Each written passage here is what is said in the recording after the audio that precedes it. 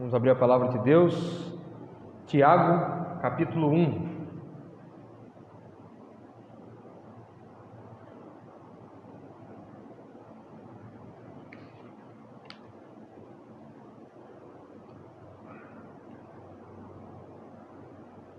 Nós estamos caminhando pela epístola que Tiago escreve e vamos andar cerca de 25 a 30 sermões nessa epístola. É lógico que no decorrer da exposição algumas coisas possam ser mais abrangentes, outras possam ser mais concisas, e assim nós vamos caminhar, e à medida que o material estiver preparado, nós vamos aprendendo nessa epístola.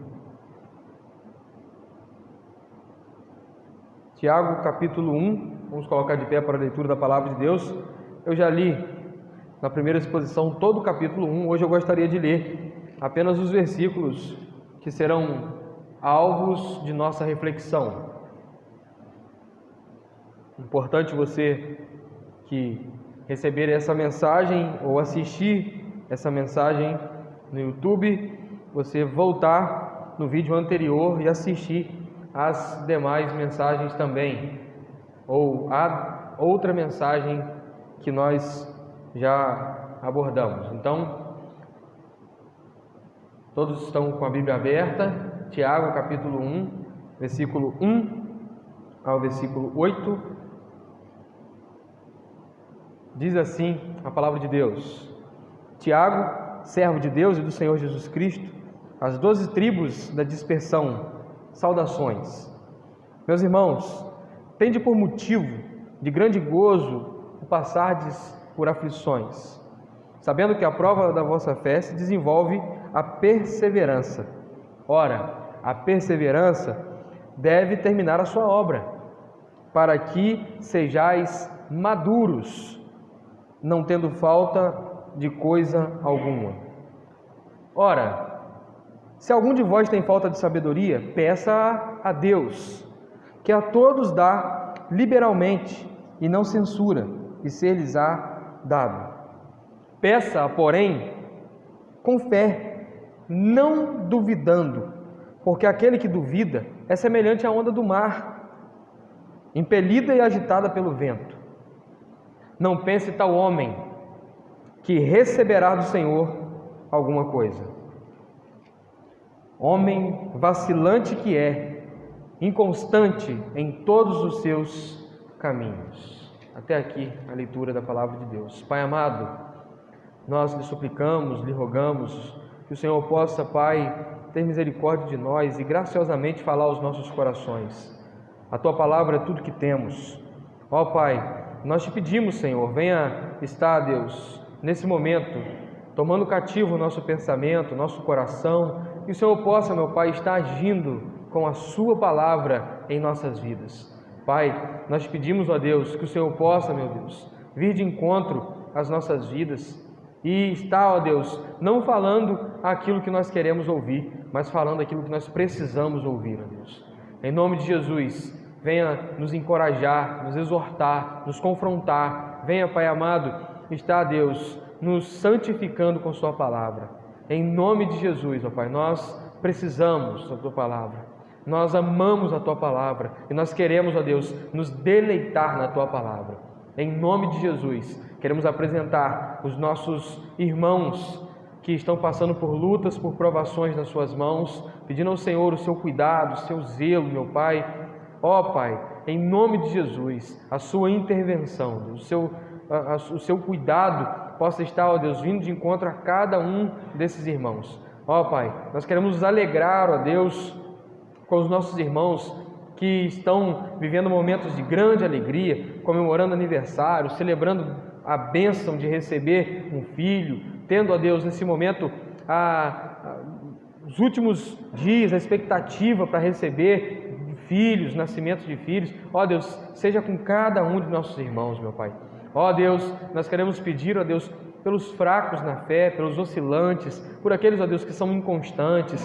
Venha, Pai amado, estar tocando em cada coração, atraindo cada coração. Venha estar, Pai amado, em nome de Jesus, convertendo os corações, ó Deus. Ó Pai, nós entregamos a nossa igreja, Pai, nas Suas mãos. Nós queremos trabalhar para a honra e glória do Senhor, mas nós sabemos que a igreja, Pai amado, é do Senhor, ó Deus. Por isso, Deus, que nós possamos, ó Deus, estar firmados naquilo que o Senhor tem nos direcionado, e que o Senhor possa efetuar a Tua obra, o Teu querer, ó Deus, o agir possa vir do Senhor, ó Deus. Abra-nos porta, dê-nos condições, capacidade, e venha nos usar, ó Deus, para a glória do Senhor, ó Pai.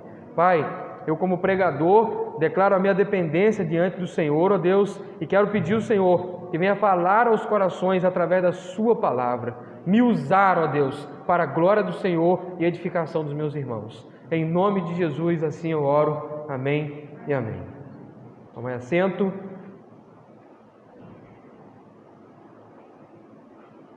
Estou certo, irmãos, de que cada um de nós precisamos de encorajamento e sabedoria para vencer as nossas provações. Eu estou certo que as duas coisas mais importantes para o cristão no decorrer da sua vida cristã, para que ele enfrente as suas provações, os seus desafios, são essas duas coisas: encorajamento e sabedoria. E Tiago está se debruçando, bem como na maioria das epístolas, das cartas neotestamentárias, a encorajar os cristãos em meio às suas provações e conduzi-las à sabedoria de Cristo para que essas venham suportar o dia mau. E nós, irmãos, devemos então, ao caminhar por Tiago, ter em mente que Deus está nos encorajando e nos conduzindo à sabedoria para que nós possamos caminhar a nossa peregrinação de volta para o lar. E nós abordamos de nota introdutória, na primeira exposição, quem é o autor? Tiago, irmão de Jesus, não o Tiago apóstolo, não o Tiago que foi chamado quando estava pescando junto com Pedro e João, mas o Tiago que é irmão de Jesus, e ele aparece em algumas vezes depois de Atos, bem como também aparece registrado pelo evangelista Marcos no capítulo 6, versículo 3, e em um momento histórico, no primeiro concílio da igreja, quando em Jerusalém se reúne a respeito de circuncidar, não circuncidar, comer carne de porco, não comer carne de porco, das divergências teológicas que começam a surgir no seio da igreja primitiva, e então ele, do lado de Pedro e de outros irmãos, se coloca de pé e então vai conduzir aquele concílio. Então nós podemos ter aqui o autor dessa epístola. E por que é importante isso? Importante isso para que nós venhamos compreender a escrita. Por que tem alguém escrevendo para alguém? E quem é esse alguém que está escrevendo? É alguém que acompanhou o crescimento da igreja, esteve presente no crescimento da igreja. Isso se dá por conta de o apóstolo Tiago já ter sido morto a fio de espada pelo rei Herodes, quando está registrado em Atos capítulo 12, versículo 1 e 2. Naquele tempo, nós vamos ver a igreja ser perseguida, vamos ver os crentes ficarem temerosos e se espalhar naquilo que chamamos de diáspora, e que Tiago chama de dispersão, aos crentes da dispersão. Dispersão é todo lugar fora da Judéia, e diáspora se dá àqueles que migraram de Jerusalém, da Judéia, para vários lugares, a fim de sair do fio da espada, de fugir da morte do Império Romano, da perseguição do Império Romano.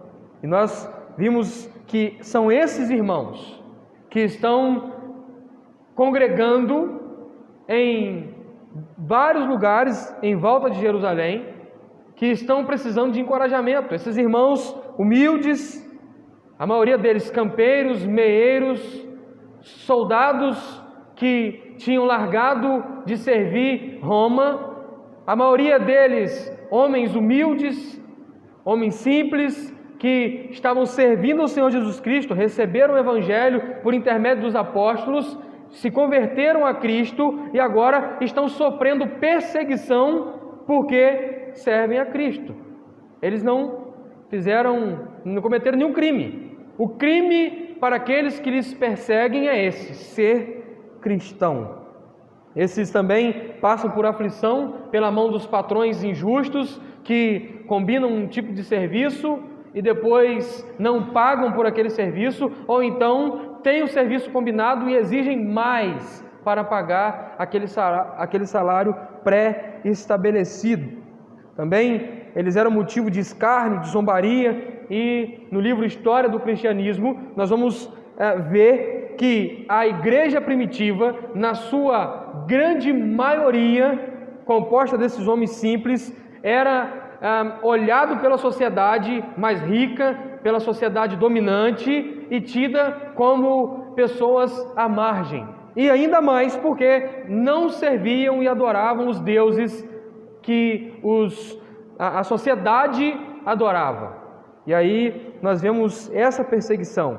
Eles passam por essas lutas. Eles estão passando perseguição e afronta e a ponto de largar a fé, de serem colocados em xeque a fé deles. Negue o seu Cristo ou morra. Abandone a sua fé ou nós vamos te açoitar. Muitos dos nossos irmãos da igreja primitiva sofreram esse tipo de massacre. E nós precisamos estar atentos a essa informação para entendermos então a justificativa de Tiago ao abordar o assunto: gozo, alegria em meio à aflição e sabedoria para passardes as provações. Quando nós temos essa nota de fundo, nós podemos então compreender muito melhor, ao ler a epístola de Tiago, o que Tiago está querendo dizer. Visto que Tiago está encorajando esses irmãos, e também Tiago identifica que muitos desses cristãos, no meio de suas aflições, eles não têm sabedoria. Eles oscilam, eles são inconstantes. O tom disso tudo aqui, a título de exemplificar e trazer para a nossa contextualização e nós entendermos aquilo que passava ali, era, por exemplo, um pequeno empresário, um agricultor que plantava e na hora de vender, ele não conseguia vender, mas ele tinha então propostas injustas para a venda do seu produto. E o que ele fazia? Ele aceitava essas propostas injustas. Ele então adulterava o seu produto, ele então fazia algumas mutretas para que então ele conseguisse ter o lucro que ele esperava. É como se hoje um empresário estivesse à falência, o empresário é cristão, ele é temente a Deus, mas ele então chega ao momento de fechar as portas da sua empresa. E aí parece um dinheiro sujo para ele, uma sonegação de imposto. Parece uma oportunidade de um dinheiro que não é de boa procedência, e ele aceita esse dinheiro. O que ele fez? Ele estava sendo provado, ele estava à beira da falência, ele estava passando por uma grande provação, e ele não teve sabedoria para passar a sua provação. E aí Tiago está indo de encontro a esse tipo de crente que não estava sabendo passar as suas provações, ele não estava se regozijando no Senhor e muito menos tendo sabedoria para passar essa provação. Ele está trazendo encorajamento e sabedoria. Eu estou certo, irmãos, que todos nós cristãos, a menos que você tenha aceitado o slogan da Igreja Universal do Reino de Deus, pare de sofrer. Eu estou certo de que se você não aceitou esse slogan, você e eu vamos precisar de encorajamento e sabedoria nessa vida. E quero caminhar com os irmãos a olhar para essa perícope lida e observar alguns pontos claros para a nossa reflexão e aplicação. Primeiro ponto que eu destaco, irmãos, tendo em vista que nós, como crentes, somos servos do Senhor, e Tiago frisa isso quando ele diz no versículo 2, meus irmãos. E esse é o primeiro ponto da reflexão. Tiago não está falando aqui para pessoas que não conhecem o Senhor Jesus Cristo, o seu ministério, pessoas que não sabem daquilo que ele falou, que desconhecem os seus ensinamentos. Ele está se dirigindo a irmãos, a crentes. Ele frisa isso, meus irmãos. E essa palavra é dirigida a pessoas que, por serem crentes, estão passando provação. Ele sabe disso. É dirigida a crentes que professaram o Senhor Jesus Cristo e se dizem servos. E ele então vai abordar essa questão no decorrer da sua carta. No versículo 2, ele frisa mais uma vez, meus irmãos. É uma palavra que traz um tom de carinho, mas que traz também uma conotação de que ele não está escrevendo para pessoas que desconhecem o assunto. Cristo, o sofrimento. E ele vai dar ênfase a isso capítulo após capítulo. Capítulo 2, versículo 1, ele dirige mais uma vez, meus irmãos, e aí ele adiciona a palavra, como crentes no Senhor. Ou seja, ele está escrevendo a irmãos em Cristo, salvos, convertidos, que servem ao Senhor e estão diante de lutas, de provações. Segundo, a provação é uma realidade para o crente. Se eu fosse usar o mesmo slogan usado pela Igreja Universal, eu adicionaria uma frase ao final: pare de sofrer, morra. Porque para o crente ele só vai parar de sofrer quando ele morrer, ou quando Cristo vier nas nuvens para nos buscar. O convite para o cessar do sofrimento do crente enquanto aqui na terra, ele entender que ele está sujeito a todas essas lutas e aflições, e entender que ele tem que se regozijar nessas lutas. Eu não estou falando que o regozijo nas aflições é você ficar igual uma hiena, passando por problema e com o dente reganhado, irmão. Mas é você ter a certeza de que aquela provação, aquela aflição, ela não pode te separar do amor de Deus que está em Cristo Jesus. É uma alegria inabalável, está no coração, não é uma expressão facial. Isso é hipocrisia, né? Os neopentecostais, até os pentecostais, eles fazem isso. Como é que vai, irmão? Está na bênção. Como é que vai, irmão? Só alegria, só vitória, né? É um jogo que usaram durante muito tempo. É só vitória. O crente também tem derrota, irmão. O crente também perde. O crente sofre. A aflição é uma realidade para o crente. O falso evangelho, ou os falsos mestres que ensinam um evangelho deturpado, eles enganam muito, e é muito mais fácil. Você acha que dizer que crente sofre enche igreja, irmão? Agora, dizer pare de sofrer, quem não está sofrendo, irmão? Ainda mais no momento de crise que nós estamos passando, econômica, de saúde, uma crise sistêmica, política, uma instabilidade. Nós sabemos, irmãos, quem não quer parar de sofrer? Mas o Evangelho, pelo contrário, é um convite ao sofrimento.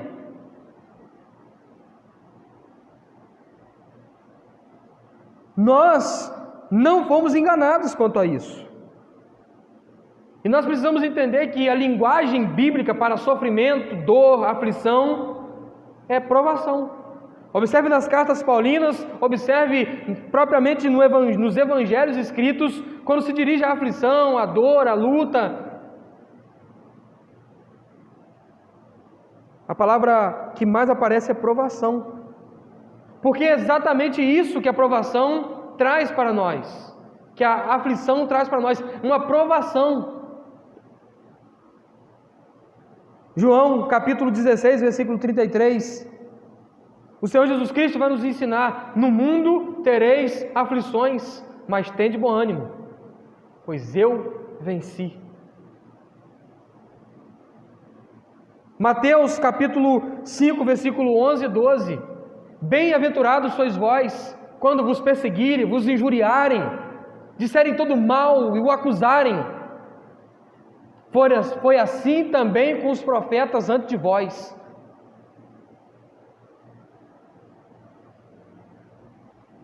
Nós precisamos ter a firme convicção de que, ao sermos provados, Deus não está de mal conosco. O crente que é provado, ele não pode olhar para Deus e orar e dizer: Senhor, o Senhor se esqueceu de mim. Por que eu pequei? Onde é que eu pequei? Onde é que eu errei? Embora sejamos tentados em meio às nossas aflições a fazermos isso, como disse John Bunyan, quando somos provados, precisamos pedir Deus graça. Quando somos tentados, precisamos clamar ao Senhor para que Ele nos guarde. E caso Ele não nos assista, corremos o risco de olhar para Deus, para a nossa aflição, e cairmos na tentação de achar que Ele nos abandonou. Nós precisamos, irmãos, estar convictos em nossos corações de que a provação não tem como finalidade na vida do crente o esmagar de modo que ele fique menosprezado e se distancie do Senhor. Pelo contrário, a provação, que é uma realidade na vida do crente, provoca na vida do cristão fé, intimidade com Deus, crescimento espiritual. Filipenses capítulo 4, versículo 10 ao 13. O homem cristão, depois do Senhor Jesus Cristo, que mais sofreu pela causa do Evangelho, ele vai nos dizer, olhe comigo, Filipenses capítulo 4, versículo 10 ao 13. Eu gostaria que todos os crentes aqui nessa noite lessem junto comigo o versículo 13, em alto e bom som. Um homem que sofreu perseguições, aflição, açoites, abandono, prisões, decepções, tristezas, amarguras severas, privações severas. Ele vai nos dizer, Filipenses 4, versículo 10 ao 13: muito me regozijo no Senhor, pois finalmente renovastes o vosso cuidado a meu favor. Já tinhas cuidado antes, mas vos faltava oportunidade para mostrá-lo. Não digo isso por causa de necessidade, pois já aprendi a contentar-me em toda e qualquer situação. Sei passar necessidade e também sei ter abundância. Em toda maneira e em todas as coisas aprendi tanto a ter fartura como a ter fome, tanto a ter abundância como a padecer necessidade. Posso todas as coisas naquele que me fortalece. Nós precisamos, irmãos, olhar para a vida desse homem. Esse homem não se encaixaria na teologia de muitas igrejas hoje. Ele estaria em pecado. Olha, o apóstolo Paulo está em pecado para estar sofrendo assim. Olha, o apóstolo Paulo fez algo de muito ruim contra Deus.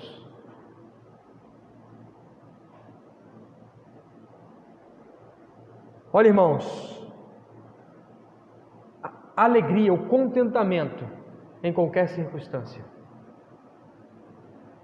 Nós precisamos ter em mente que a aprovação é uma realidade na vida do crente. Terceiro, não é só uma. Você vai falar, poxa pastor, mas você está hoje bem pessimista, hein? O texto está nos dizendo isso. Meus irmãos, tende por motivo de toda alegria o passardes por várias provações. Sabe o que eu não posso dizer para você? Na sua vida cristã você começou e foi provado. Pronto, acabou, está tranquilo, pode descansar. Não é uma verdade, irmão. Eu não posso te ludibriar, te enganar, dizendo, olha, se você já foi provado, pode ficar tranquilo, que agora é só vitória. Aí você sai daqui, tem uma notícia ruim na sua família, tem uma decepção na sua vida. Aí você vai dizer, pastor me ensinou errado, a Bíblia não está correta não. Eu preciso te ensinar essa verdade, que não é só uma, mas tem uma boa notícia também. Quarto, não dura para sempre. Meus irmãos, tende por toda alegria, por motivo de toda alegria, o passardes por provações. Ela é uma realidade, pode ser mais de uma, vai ser, mas ela não dura para sempre. O crente não vive esmagado, caído, jogado para sempre.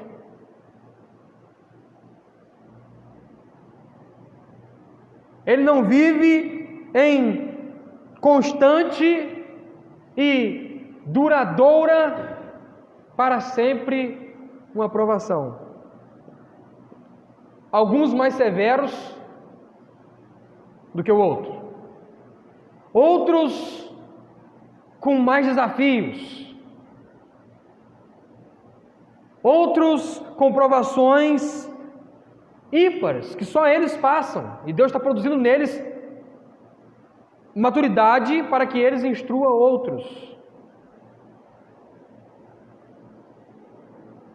Mas ninguém terá uma aflição, uma provação que dura para sempre. Porque no final da nossa peregrinação, os portais da terra celestial vão se abrir. E quando nós dermos o último passo da nossa peregrinação aqui, o primeiro passo dentro das mansões celestiais, nós desfrutaremos do gozo, da alegria eterna. Num lugar, conforme Apocalipse nos escreve, onde não haverá mais choro, nem dor, nem frustração.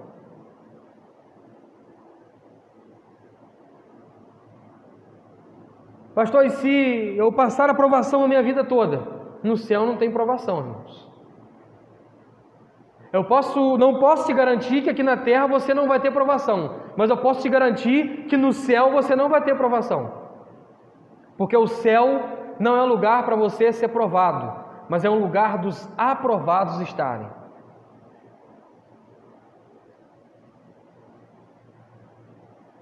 Porque eles receberão a coroa da vida. Eles quem? Os aprovados, aqueles que passam por provação e são aprovados.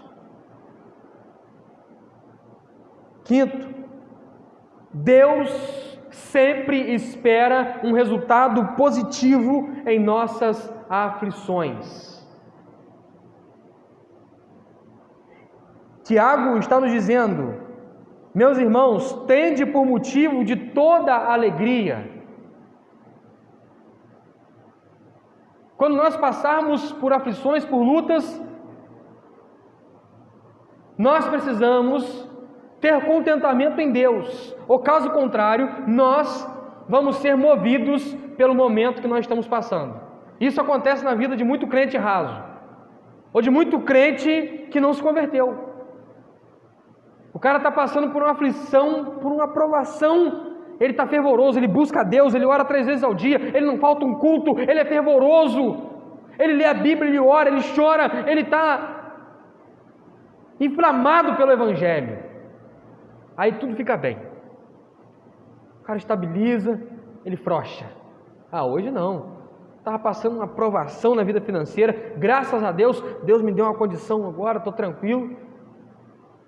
Esse mês eu vou na igreja não, esse mês eu vou curtir um pouco a vida. Eu não estou falando de férias, não estou falando de dar um passeio. Estou falando do cara falar, não, eu não quero ir. Tranquilo.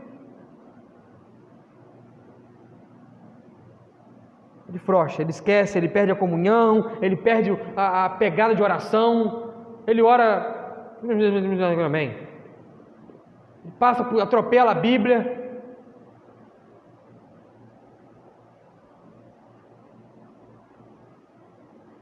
Ele está motivado segundo aquilo que acontece ou não.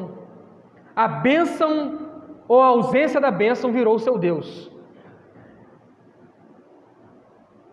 E para muitos, irmãos, uma das maiores provações é a bênção. Porque nós temos a ideia, e até somos tentados a isso, muitas vezes, de achar que a provação de um crente é só o que é ruim. Perda, dor, tristeza. E quando Deus abre as portas? E quando o cara enriquece? E quando tudo está indo bem? E quando a prosperidade vem? Ele está sendo provado também. Você vai continuar sendo fiel, constante. Você vai se tornar um muquirana, inconstante. Ele vai passar a idolatrar o seu ganho, aquilo que ele tem. Às vezes pensamos que a aprovação é só não ter o emprego, mas muitas vezes a aprovação é ter o emprego, e não adorar o emprego, e não idolatrar o emprego, e não viver com tudo que tem, de todas as forças, para o emprego, mas saber que ele tem um Deus que deve ser honrado com o seu trabalho, e tudo que está nas mãos dele é para glorificar a Deus. Parou para pensar, irmão, e perceber que para o povo de Israel no deserto, a liberdade deles se tornou o seu Deus, que foi materializado num bezerro de ouro. A provação do povo de Israel no deserto não foi só enfrentar os desertos, mas foi ter as bênçãos e não tirar o foco, o olho do Senhor. E por muitas vezes essas bênçãos são provações sutis, e Deus está nos testando. Nós precisamos entender isso, que Deus espera um resultado final positivo, e Ele nos prova mesmo em meio às nossas bênçãos, e quando está tudo bem. E a alegria que a provação deve produzir em nós é a alegria do contentamento no Senhor, não a alegria no contentamento do momento. Que bom, estou tudo bem, obrigado Deus. E quando nós temos contentamento em nosso Deus, então nós sabemos, como o apóstolo Paulo, passar abundância, fartura, passar necessidade e privação, e saber que podemos todas as coisas naquele que nos fortalece. Esse é o resultado positivo que o Senhor espera em nossas provações. Tende motivo de toda alegria. Agora, Ele espera também, o resultado positivo que Deus espera em nossas provações se dá no versículo 3 e 4, irmãos. Sabendo que a prova da vossa fé desenvolve a perseverança. Em outra versão, sabendo que a aprovação da vossa fé, uma vez confirmada, produz perseverança. Deus aplica uma prova. E Ele espera que os seus alunos, os seus servos, os crentes, sejam aprovados. E qual que é a nota que ele espera que eles tirem? A perseverança. Porque para passar de ano, esse crente que está no deserto, esse crente que está sendo provado, esse crente que está no momento de provação, ele precisa que a perseverança tenha a ação completa no versículo 4, para que sejais perfeitos e íntegros, em nada deficientes. Em outra versão diz: ora, a perseverança deve terminar a sua obra, para que sejais maduros, completos, não tendo falta de coisa alguma. Na pedagogia, nós temos a Alcimara, que é professora, outros irmãos já formados em terceiro grau aqui, o João dos Ulisses, e nós podemos observar isso. Uma pedagogia bem estratégica, ela não quer forçar o aluno a ser reprovado, mas ela quer forçar o aluno a ser provado com qualidade. Embora isso ficou um pouco deturpado, porque algumas das escolas públicas que não levam a sério a educação, elas não produzem no aluno o esforçar para ser aprovado, mas já dão de mão beijada e falam: ó, não tem como reprovar o aluno. Mas o que se espera é um aluno que vai passar por provas bimestrais, chegar no final e ele seja aprovado com qualidade. Por isso, alguns professores exigem mais, dão matéria, escrevem no quadro, dá folha, exercício, dever para casa. Não alivia, firme. Por quê? Ele quer produzir um excelente aluno. Deus, quando nos prova com as perseguições, aflições, assim como foi provado os nossos irmãos aqui no tempo que Tiago está escrevendo, como ele prova os irmãos hoje com doença, com aflição, com tristezas e até mesmo com bênçãos, com conquistas. O que ele espera? Um resultado final, que nós sejamos aprovados. E ele espera que nós sejamos esses alunos excelentes, que na prova da nossa fé, nós vamos ter perseverança produzida. E a perseverança vem a ter a ação completa, para que na avaliação final nós sejamos íntegros, perfeitos, maduros e em nada deficientes. Coisa ruim, irmão, é você lidar com um crente de longa data, cheio de deficiência na sua vida cristã. Sabe por quê? Ele acha que já sabe tudo. E ele é turrão. E ele diz: não é bem assim.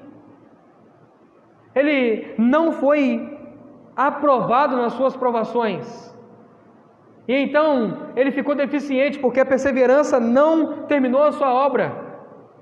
E ele está ali marinando na vida cristã e não cresceu, e não amadureceu. E ele é deficiente. Irmãos, sexto e último ponto. Deus nos dá o segredo para passar bem na prova. Deus é um bom professor. Deus é um professor cheio de piedade. Ele nos dá a matéria toda bem elaborada e preparada para nós passarmos bem na prova. Volte seus olhos para o versículo 5. Ora, algum de vós tem falta de sabedoria? Peça a Deus, que a todos dá liberalmente e não censura, e ser-lhes-á dada. E ele segue dizendo: peça, porém, com fé, não duvidando, porque aquele que duvida é semelhante à onda do mar, impelida e agitada pelo vento. Não pense tal homem, tal aluno, que receberá do Senhor coisa alguma. Homem vacilante que é, inconstante em todos os seus caminhos. Tem aluno que é inconstante. O ano letivo já está quase começando, o Simário já está aí, né, lamentando os seus últimos dias de férias. Daqui a pouco o João já acabou a moleza de Cabo Frio, já vem para a sala de aula. E aí, no decorrer do ano, tem aluno que começa bem. As 2 primeiras semanas ele vai, aí vem o carnaval. Aí tem aquela folga de novo, de uma semana. Depois ele já não volta. E volta algumas vezes. E falta. E não apresenta os trabalhos, não faz os seus exercícios. É um aluno inconstante. É um aluno vacilante. E nós que estamos numa prova constante na nossa peregrinação, nós precisamos ser constantes. Não podemos vacilar e ser conduzidos de um lado para o outro. E qual que é o segredo? A matéria bem aplicada antes da prova que Deus nos dá. Explica direitinho. Se alguém tem falta de sabedoria, peça a Deus. O segredo para que o cristão passe bem na prova, tire boa nota, é ter sabedoria. E se tem um momento que o crente mais precisa de sabedoria, é quando ele está sendo provado. Ele incorre no risco de ser tentado a virar as costas para Deus, reclamar de Deus, culpar Deus, não confiar em Deus e não devolver a glória que lhe é devida ao seu nome.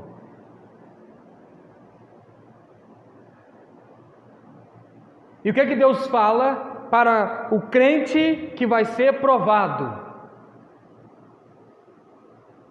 Tenha sabedoria. Se você não tem, peça a Deus. O dever de casa que Deus nos dá hoje, irmãos, é que nós voltemos para os nossos lares e tenhamos uma atividade para fazer: orar. E na nossa oração, o exercício que tem lá pede sabedoria.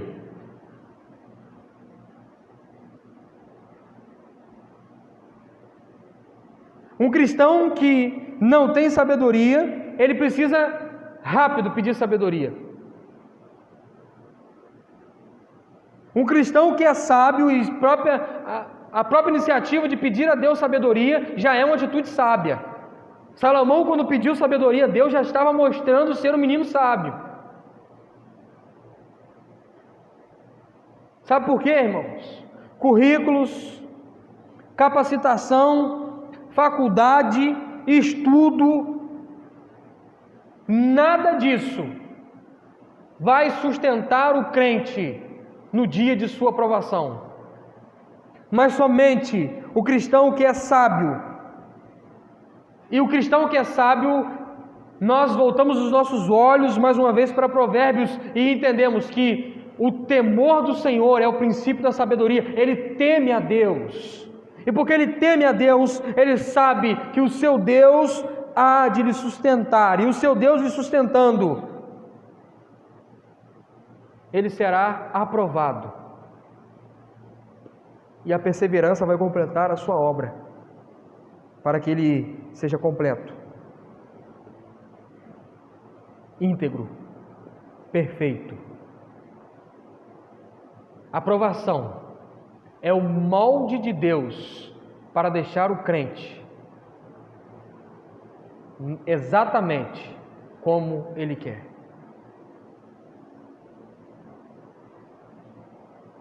Eu olho para os rostos dos irmãos e é inevitável lembrar de cada uma das provações que os irmãos passam.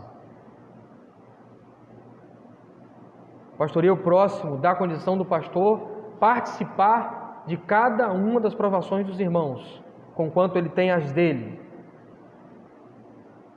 Provação com o filho, aprovação com a saúde, aprovação com a família, aprovação com o emprego. E eu quero dizer para cada um dos irmãos, o que Deus nos oferece de ferramenta para pesquisa, antes da prova, durante a prova, depois da prova, é sabedoria.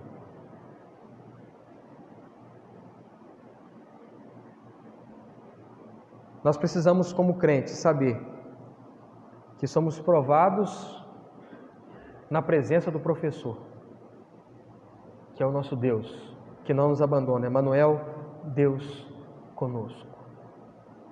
Aquele que nos auxilia. Portanto, irmão, antes da prova, você precisa pedir sabedoria e pedir com fé, não duvidando. Porque aquele que duvida é semelhante à onda do mar, impelida e agitada. Ele não tem firmeza. Ele não sabe para onde ele tem que ir. Ele é conduzido de acordo com o vento. Se o vento for um vento de provação, de dificuldade, ele está indo para um lado. Se for um vento de tranquilidade, de bênção, ele está indo para o outro. Ele não tem a firmeza.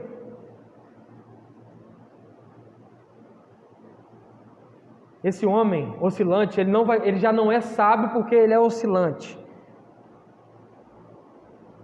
E ele pode ter uma certeza: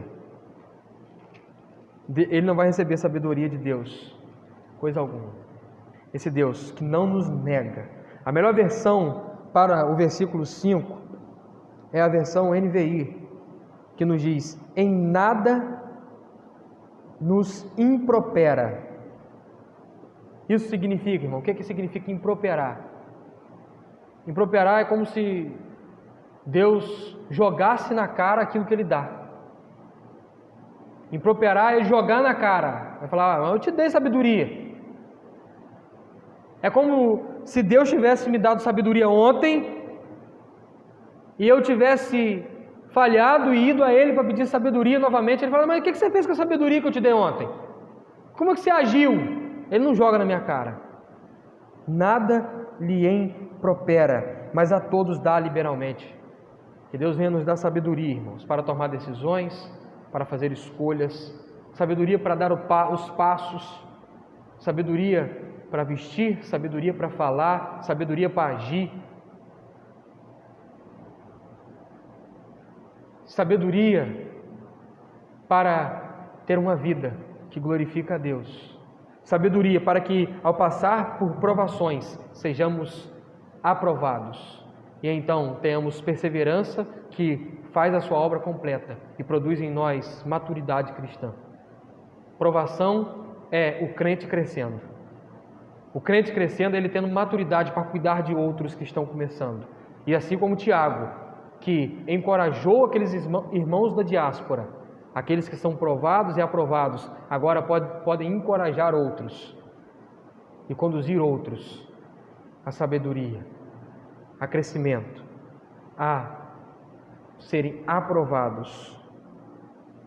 Usando John Bunyan para terminar, ele diz: o povo de Deus é como sinos. Quanto mais forte lhes batem, melhor será o seu som. Às vezes apanhamos da vida, das circunstâncias. Aqueles irmãos ali na diáspora, na dispersão, apanhavam das mãos, literalmente, chicotes. Às vezes a vida parece que é dura, só comigo, você pode dizer, mas deixe Deus tirar de você o melhor som para os seus ouvidos. Confie nele. Entregue seu caminho ao Senhor. Confie nele. Descanse no Senhor, porque Ele tem cuidado de vós. Que venhamos ter sabedoria e regozijo em meio às nossas provações, para que alcancemos a maior nota na nossa provação e sejamos aprovados por Deus. Feche seus olhos, vamos orar nesse momento. Deus, obrigado por sua palavra, Pai amado. Obrigado porque o Senhor nos ensina, nos encoraja, o Senhor nos exorta. O Senhor, Deus, nos traz maturidade em meio à sua palavra, Senhor, por sua palavra, Deus. Ó Deus, nós queremos lhe rogar, dar-nos sabedoria, Pai amado. Ó Deus, pedimos ao Senhor que venha trazer a cada coração, a cada irmão aqui, Deus, a confiança firme na rocha inabalável, e que eles possam ter nos seus corações, produzidos pela sabedoria que vem do alto, confiança e alegria inabalável. Em nome de Jesus, cuida do seu povo, Deus. Sê conosco, Pai amado, em nossas lutas diárias, em nossas provações, nos dê sabedoria e produza em nós o melhor para o Senhor, ó Deus. Em nome de Jesus, assim nós oramos. Pedimos pelo nosso irmão Leandro, o Senhor esteja com ele, fortalecendo, revigorando, cuidando do seu coração, dando a ele tranquilidade, Pai amado. Conduza, Deus, o nosso irmão ao deleite, à tranquilidade, a saber que o Senhor, ó Deus, está cuidando dia após dia e guardando, Pai amado. Sê com ele, Deus, trazendo descanso, trazendo nele, ó Pai amado, uma vida que venha ter certeza de que o Senhor opera, mesmo quando nós não podemos operar, ó Deus.